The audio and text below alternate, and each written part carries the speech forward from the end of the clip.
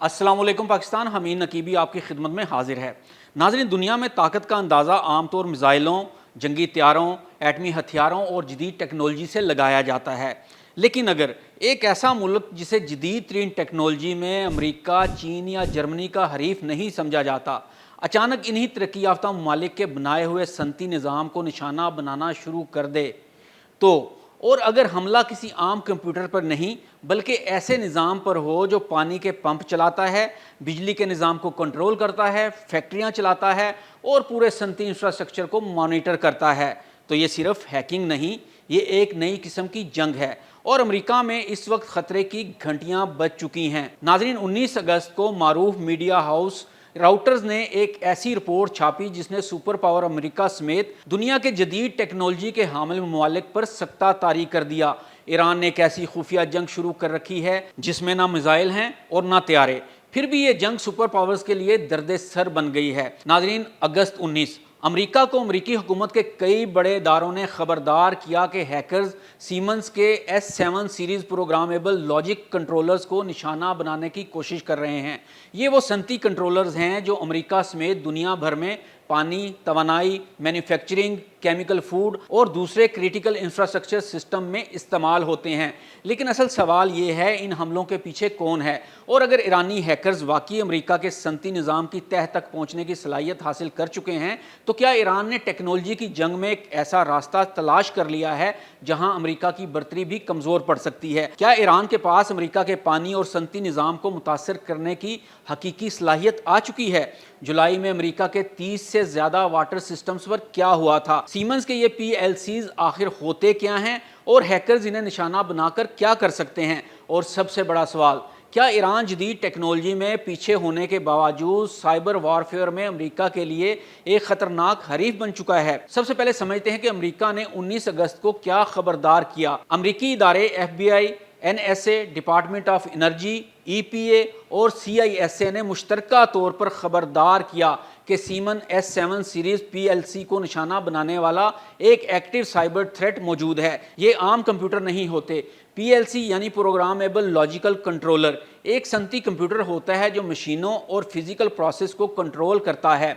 सादा अल्फाज में समझें, आपके मोबाइल या लैपटॉप में हैकर दाखिल हो तो शायद आपका डाटा चोरी हो, लेकिन किसी इंडस्ट्रियल PLC में अगर गैर मजाज रसाई हासिल हो जाए और हैकर दाखिल हो जाए तो मामला कंप्यूटर से निकलकर हकीकी दुनिया की मशीनों तक पहुंच सकता है। पानी के पंप, वाल्व्स, प्रेशर सिस्टम्स और दूसरे सनती प्रोसेस मुतासिर हो सकते हैं। अमरीकी हुकाम ने खबरदार किया है कि ऐसे कंप्रोमाइज से क्रिटिकल प्रोसेस में disruption, safety incidents, down time, equipment damage और इंटरकनेक्टेड सिस्टम पर कास्केडिंग इफेक्ट्स पैदा हो सकते हैं। यानी इसे अगर आप आसान ज़ुबान में समझें तो आजकल पानी, बिजली, गैस, मवासलाती निज़ाम, ट्रैफिक सिग्नल सब कुछ कंप्यूटराइज्ड हो चुका है और अगर हैकर्स ये सब कुछ हैक कर लें और फिर समझ लें कि किसी भी मुल्क में क्या होगा, बिजली बंद, पानी बंद, गैस बंद, ट्रैफिक का निज़ाम दरहम बरहम। अब आते हैं ईरान की तरफ। यहाँ कहानी अचानक बहुत दिलचस्प हो जाती है। 22 जुलाई को CISA और दूसरे अमरीकी इदारों ने एक अलग एडवाइजरी जारी की जिसमें ईरानियन एफिलिएटेड साइबर एक्टर्स को इंटरनेट कनेक्टेड ऑपरेशनल टेक्नोलॉजी और PLCs को निशाना बनाने वाली सरगर्मी से बराह रास्त जोड़ा गया। इसमें सिर्फ एक कंपनी नहीं बल्कि रॉकवेल ऑटोमेशन, स्नाइडर इलेक्ट्रिक और सीमन जैसे सनती निज़ाम शामिल थे। यानी अमरीकी हुकाम के पास पहले ही ऐसी सरगर्मी के शवाहिद मौजूद थे जिसमें ईरानी वाबस्ता साइबर एक्टर्स सनती कंट्रोल सिस्टम को निशाना बना रहे थे।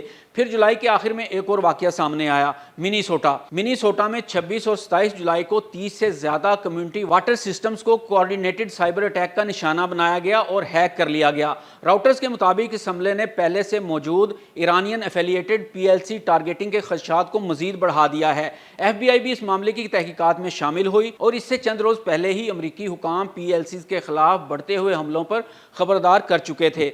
यानी एक पैटर्न सामने आ रहा था, पहले PLCs, फिर वाटर सिस्टम, फिर सीमंस और दूसरे बड़े इंडस्ट्रियल प्लेटफॉर्म्स, और फिर अमेरिका का ये कहना है खतरा अभी एक्टिव है। यहाँ एक अहम वजाहत बहुत ज़रूरी है। हम ये नहीं कह सकते कि मिनीसोटा या हर हालिया वाटर अटैक ईरान ने ही किया है।